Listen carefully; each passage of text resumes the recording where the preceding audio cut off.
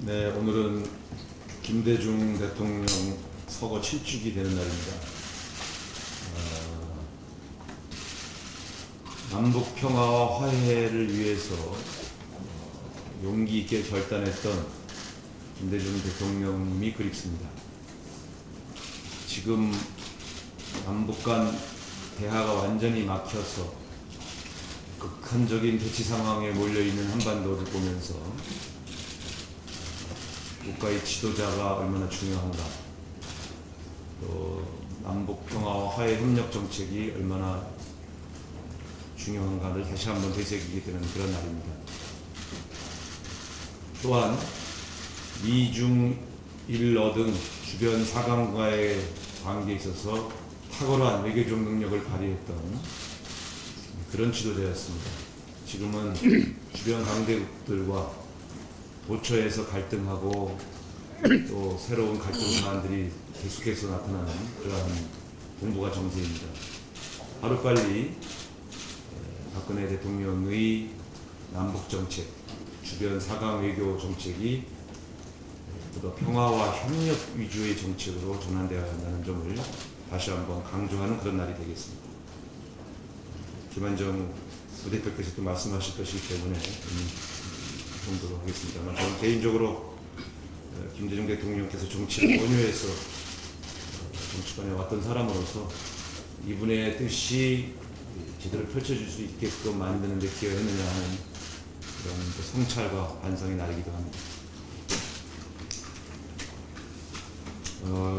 지금 추경안 심사가 중단되었습니다. 상임위 간사간 증인 채택 논의가 전혀 진전이 없기 때문에 그렇습니다. 청문회를 하는 이유가 무엇입니까? 엄청난 부실이 발생한 그 기업의 국책은행이 엄청난 천문학적 돈을 붓고서도 그 부실이 해결되지 못했던 그 과정, 그리고 그 부실 때문에 다시 또 천문학적인 국민의 세금이 추경이라는 이름으로 다시 퍼부어져야 하는 이 상황, 이것에 대해서 그 어떤 사실관계도 확인하지 않고 왜 이런 결정이, 왜 이렇게 부실이 발생했고 왜 국민 세금을 다시 또 집어넣어야 되는지에 대해서 명확히 규명도 하지 않은 채 그저 정부가 편성한 추경을 요식적으로 통과시켜달라, 이것이 지금 정부와 새누리당의 태도입니다. 그렇게 할 수는 없지 않습니까? 나라 돈을 가지고, 국민 세금을 가지고 마치 자기 돈인 양 몇몇 사람이 모여서 짬짬이로 결정하고 그걸 아무도 책임지지 않고 다 털고 가자, 이렇게는 할 수 없는 거 아니겠습니까? 그런 점에서 이번 청문회를 통해서 문제점을 제대로 드러내고, 그래서 다시는 이런 일이 재발하지 않도록 만드는 것이 국회의 책무다. 그래야만 이 추경안을 편성할 의의가 있다, 저는 그렇게 생각합니다. 그런 점에서 이렇게 정부 여당, 특히 새누리당이 특정 증인들을 감싸기로만 돌 문제가 아니라 정책 결정 과정이 정당하고, 그래서 떳떳하다면 청문회에 나오지 못할 이유가 무엇이 있습니까? 저는 이 본인들이 직접 청문회에 나오겠다고 자임하고 나와서 당시의 과정을 소상히 국민에게 보고하셔야 한다고 생각합니다. 뒤로 숨어서 국회 일정을 이렇게 엉망으로 만들면서 뒤에 숨어 있을 이유가 없다고 생각합니다. 오늘도 충분히 충실하게 협상에 임하겠습니다만, 여당의 태도 변화가 없으면 국회 일정에 협력할 수 없다는 점을 분명히 말씀드립니다. 특별감찰관, 우병우 민정수석 관련된 특별감찰관의 활동을 무력화시키려는 의도가 너무 노골적으로 드러나고 있습니다. 이래서 우리가 공수처를 만들자고 했던 것입니다. 당시 새누리당은 특별감찰관 제도로도 충분히 가능하다고 이야기했습니다. 무엇이 충분히 가능합니까? 자료도 주지 않고 그나마 만들어놓은 특별감찰관 제도, 상설특검 제도를 다 무력화시키면서 어떻게 고위공직자들의 의혹을 밝혀낼 수가 있습니까? 우리는 민정수석에 대한 문제는 특별감찰관마저, 대통령이 임명한 특별감찰관마저 무력화시킨다면 특검을 할 수밖에 없다는 점을 다시 한번 강조하고자 합니다. 우병우 민정수석 지키려다 이 정권이 흔들린다는 경고를 제가 여러 번 드렸는데 명심하시기 바랍니다. 네, 이어서 변재일 정책위 의장님의 모두 발언이 있겠습니다. 예, 김대중 대통령께서 서거하신 지 7주년이 되었습니다. 사실 저는 김대중 대통령 재임 당시에 국무총리실하고 정보통신부에서 정과 정책을 실무 총괄을 했었습니다. 아마 많은 분들이 이 자리에 계신 기자분들도 다 느끼시겠지만은 대한민국이 어떻게 그 단기간 내에 세계 최고의 IT 강국이 될 수 있었을까? 세계 최고의 초고속 인터넷망을 구축할 수 있었을까? 세계 최고의 이동통신망을 구축할 수 있었을까? 이런 문제에 대해서 많은 생각을 하실 겁니다. 그 당시에 IMF 경제 위기 속에서 정권을 인수받았지만은 미래에 대한 비전을 제시해야 된다고 하면서 우리 역사 속에서 산업화는 뒤졌지만 그래서 엄청난 역사적 질곡을 겪었지만은 이제는 정부와 혁명에서는 앞서 나가서 새로운 비전을 가진 국가를 건설해야 되겠다. 이런 어젠다를 제시하시고서 정부뿐만 아니라 국민, 언론계, 산업계가 똘똘 뭉쳐서 산업화는 늦었지만은 정부와는 앞서 나가는 그런 캐치프레이즈 아래서 국론을 한 방향을 이끌고 나가면서 가장 단기간 내에 IT 강국을 만들었다. 이런 말씀을 드리겠습니다. 국가의 지도자라는 것은 미래에 대한 비전이 있어야 됩니다. 미래에 대한 비전을 제시하고 국민을 한 방향으로 똘똘 뭉칠 수 있는 그런 자기 희생이 있어야 되는 것이 아닌가. 이런 새로운 지도자가 우리에게 꼭 필요한 시점이 아닌가.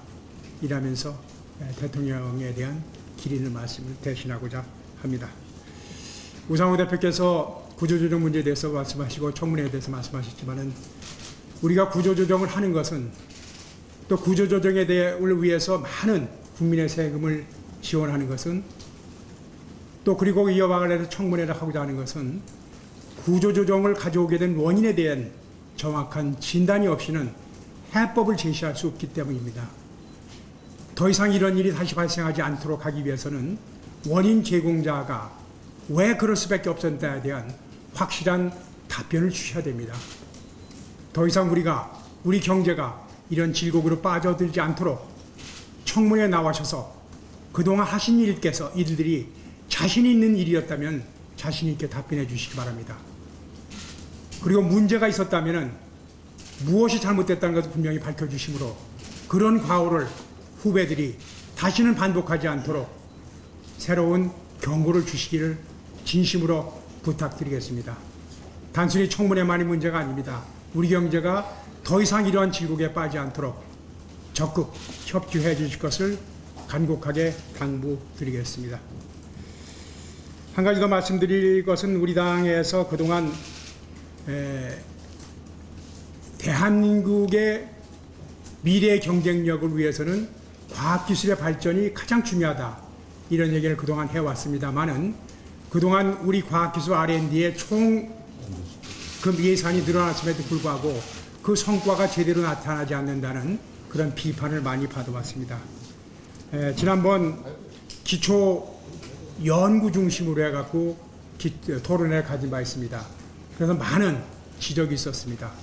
많은 돈이 투자됐음에도 불구하고 정부가 발표할 적에 전체 정부 R&D 투자액의 40%가 기초 연구에 투자된다고 발표하고 있음에도 불구하고 실제 기초 연구를 담당하는 대학에 가는 돈은 9%에 불과하다는 그런 통계 결과도 나왔습니다. 그럼 기초 연구를 누가 하고 있는 것이냐? 나머지 31% 예산 누가 집행하고 있는 것이냐? 통계에 잡힌 40%라는 기초 연구가 진짜 기초 연구냐? 이런 것에 대한 의문을 제시하지 않을 수가 없는 상태가 있다. 이렇게 보고 있습니다. 이제 대학에서는 정부가 지원하고 있는 기초연구비가 절대 부족해서 대학의 실험실을 문 닫아야 할 그런 시점까지 와 있다고 합니다. 기초연구를 담당하는 기관은 대학입니다. 만약에 출연연구기관과 민간 부분에서 하는 R&D까지를 기초연구로 분류해서 통계를 잡았다면 통계상의 오류가 있는 것이 아닌가, 이런 문제를 지적하지 않을 수가 없습니다. 정부 출연연구관은 정부 출연연구기관들의 역할이 따로 있습니다. 제대로 된 기초연구를 통해서 앞으로 대한민국의 R&D를 담당하고 대한민국의 과학기술을 담당할 수 있는 석박값 고급 인력을 양성하고 지금이 아니라 미래 세대가 먹고 살 수 있는 새로운 성과물을 나타낼 수 있는 그런 과학기술 체제가 확립될 수 있도록 오늘 열리는 과학기술 태스크포스 토론회에 이어서 지속적인 토론회를 통해서 새로운 방향을 제시하고 만들어 나가도록 하겠습니다. 네, 이어서 현안 발언이 네 분이 계십니다. 먼저 김한정 부대표님. 김대중 대통령께서 서가 되는 날입니다. 일생을 민주화, 남북 평화, 경제 정의에 바친 김대중 대통령의 명복을 기원합니다. 그리고 다시 한번 대한민국에 대한 일생에 걸친 헌신과 희생에 대해서 감사드립니다. 우리는 2009년 6월 6.15 기념식에서 김대중 대통령이 행한 마지막 연설을 기억하고 있습니다.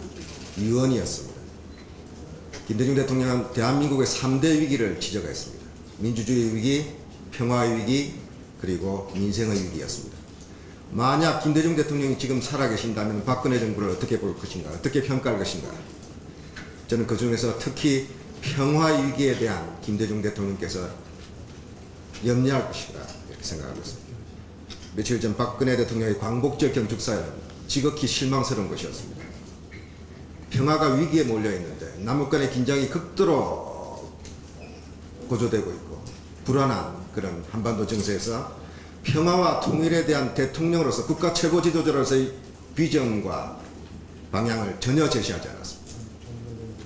도리어 정쟁을 일삼지 말라는 식의 내부 비판에 대한 경고만, 훈계만 있었습니다. 지난 박근혜 정부의 3년 반은 평화의 시대가 아니었습니다. 북한 핵실험은 계속됐고 미사일 실험은 더 기승을 부렸습니다. 휴전선에서는 목침 도발까지 있었습니다.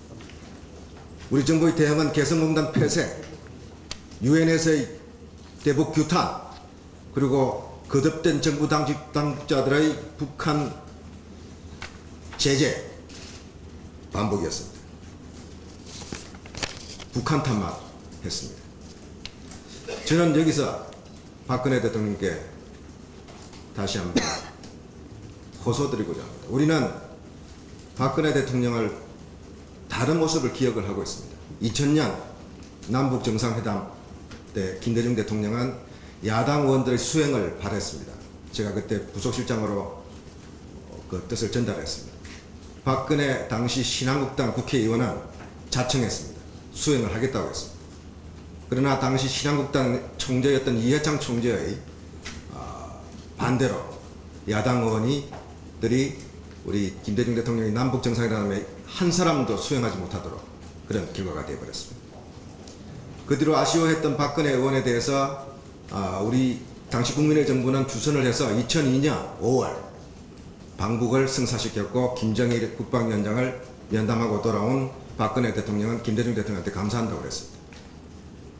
2004년 6.15 4주년 행사에 박근혜 대통령이 당시 신한국당 대표 자격으로 참석을 했습니다. 지금 우리 당에 와 있는 진영 의원께서 당시 비서실장이었는데 저한테 연락이 왔습니다. 박근혜 대표가 참석하고 싶다. 우리는 환영했습니다. 김대중 대통령 옆자리에 앉아서 6.15 남북 정상회담이야말로 한반도 화해와 평화를 위한 역사적 의의가 있다라고 평가하고 갔습니다. 2012년 대통령 선거 때 박근혜 대통령은 한반도 신뢰 프로세스를 제기했습니다. 많은 전문가들은 환영했습니다. 제2의 햇볕 정책이다. 박근혜 정부의 남북관계 개선 의지에 대해서 평가하고 기대했습니다. 그러나 지난 3년 반의 박근혜 정부의 대북 정책은 철저히 다른 모습이었습니다. 국민의 기대 그리고 세계적 기대와 과연 부합하는 그런 정책을 펴왔는가. 비핵화 국제공조는 실패했습니다. 중러를 끌어들이지 않고 비핵화 국제공조를 어떻게 할 것인지 정부는 분명한 해법, 이야기를 내놓지 못하고 있지 않습니까? 통일 대박론을 이야기하고 서울과 원산을 철도로 연결하겠다고 착공식까지 한 정부가 지금은 개성공단을 폐쇄해버렸습니다. 북방 진출해서 한국 경제의 미래를 열겠다는 분이 유라시아 이니시티브를 이야기해놓고 지금 중국, 러시아와 소원해준 외교관계를 복원하는 게 급선무가 된 이런 외교 실패까지 초래했습니다. 이대로 가면은 박근혜 정부 5년 동안 아무 일도 못할 것이라는 비판이 높습니다. 김대중 대통령 기대했던 그런 또 국민이 바랬던 박근혜 대통령으로 돌아갈 수 있기 바랍니다. 그것이 지금 평화위기를 극복하고 또 대한민국의 통합 그리고 화합을 이끌 대통령의 책무라고 생각합니다. 김대중 대통령 서거 7주년에 과연 김대중 대통령이 지금 계신다면 박근혜 대통령께 어떤 고언을 할 것인가? 저는 평화에 대한 고언이라고 생각합니다. 더 이상 야당이나 국민들의 비판 반발에 대해서 4대 매국 북한 동조 이렇게 편가르게 하지 마시고 반대 의견에 대해서 얼음장 놓겠다는 그런 자세를 전환해서 국민의 의견을 듣고 소통하고 협치를 통해서 국정을 평화로 이끌어주기를 김 대통령 7주년 서거 7주년에 맞춰서 생각해 보았습니다. 예결위 간사로서 한 말씀 드리겠습니다. 그 청문회 관련해서요. 당시 정책 결정을 했던 분들이 나와서 국민들께서 궁금해하시는 것들에 대해서 상세하게 설명하는 것은 이건 뭐 너무나 당연한 상식이고 국민에 대한 도리입니다. 만약에 정책 결정권자들이 출석을 안 하고 다른 분들만 가지고 청문회를 했을 때 그때 정책 결정을 한 당사자가 아니어서 우리는 모릅니다라고 답변해버리면 무엇을 밝혀낼 수가 있겠습니까? 무엇을 감추기 위해서 도대체 이 추경까지 포기하면서 이 증인들을 지키려고 하는지 잘 모르겠습니다. 지금 여당에서 지금 나오는 이야기 중에 하나가 이번 추경 철회하고 본예산에다가 합쳐서 편성하면 된다 하는 이야기까지 나오는데 정말 경악할 만한 일입니다. 어떻게 국가 운영을 이렇게 주먹구구식으로 할 수가 있단 말입니까? 모든 정책은 신뢰에서 나옵니다. 신뢰는 진실함에서 나오는 거고요. 이번 추경 내용을 따져보더라도 이번 추경 제출하면서 정부에서 6만 8천 개 일자리 창출을 한다 이렇게 주장을 하고 있습니다. 그래서 그 내용을 한번 살펴봤어요. 이 6만 8천 개 일자리의 실체가 뭔지. 지금 직접 일자리가 한 4만 2천 개쯤 되는 거고 간접 일자리가 한 2만 6천 개 정도 됩니다. 이 간접 일자리는 여러 가지 교육 훈련을 통해서 만들 수 있는 일자리. 교육 훈련을 하고 나면 취직하는 이런 일자리를 이야기하는 겁니다. 그런데 이 직접 일자리 4만 2천 개의 내용을 보면 이렇습니다. 노인 일자리 지원 사업인데요. 이게 한 80억 정도 증액해갖고 2만 개 정도 만들겠다고 하는 건데, 그럼 1인당 한 40만 원 정도 되는 거 아닙니까? 그러면 지방비조금 매칭한다고 하더라도 한 20만 원짜리, 한 두세 달 정도 지원하는 이런 일자리예요. 그 다음으로 이제 큰 게 조선업 밀집지역 일자리 창출 지원 사업인데, 이걸 한 369억 정도 편성해서 보내왔는데, 여기에 직업훈련 비용 126억 빼면 나머지가 243억입니다. 그러면은 이 1인당 한 270만 원 정도 되는 건데, 그러면 90만 원짜리 한 석 달 정도 일자리를 만들겠다는 뜻입니다. 나머지 사업도 다 마찬가지예요. 숲가꾸기 이거 해가지고 한 1,700명 만들겠다는 거고요. 도서관 DB정리 사업으로 한 600명 정도 일자리를 만들겠다고 하는 겁니다. 물론 이런 한시적인 일자리도 뭐 전혀 불필요하다 이런 뜻은 아닙니다. 이런 것도 할 필요는 있습니다. 그런데요, 거짓말 확대 과장하지 말라는 겁니다. 그리고 거짓말하지 말라는 겁니다. 그러면 정책에 대한 신뢰가 완전히 상실되는 거거든요. 이게 정부가 이번 추경을 통해서 엄청난 일자리가 창출될 것이다 이런 식으로 과장하는 것이 바로 국민을 호도하는 것입니다.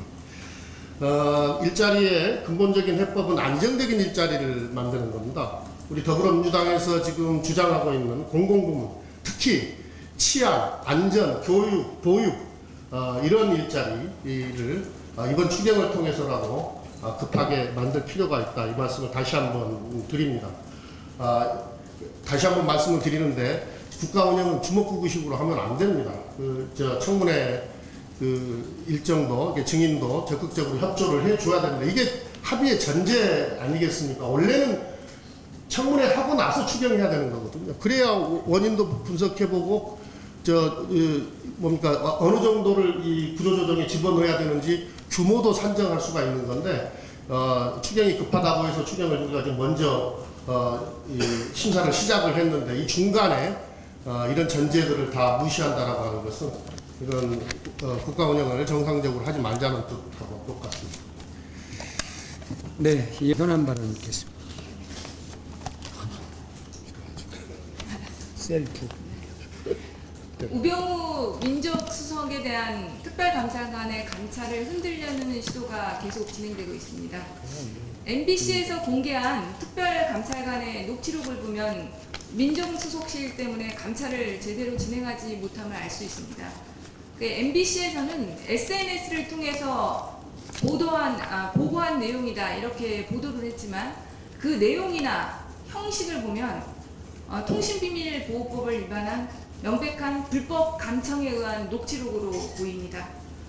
실제로 이 녹취록이 사실이라면 우수석의 아들, 가족회사인 정강 관련자 조사 등 감찰을 진행하기가 어렵다는 것입니다.